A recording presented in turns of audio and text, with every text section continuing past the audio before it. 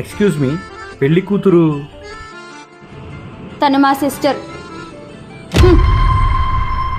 ఈ కండిషన్స్కి ఓకే అయితే తర్వాత పెళ్ళి. ఉదయాన్నే నిద్ర లెగు అని కండిషన్ పెట్టకూడదు. వీక్లీ వన్స్ పబ్కి తీసుకెళ్ళాలి. శాలరీ 70,000 అబోవ్ ఉండాలి.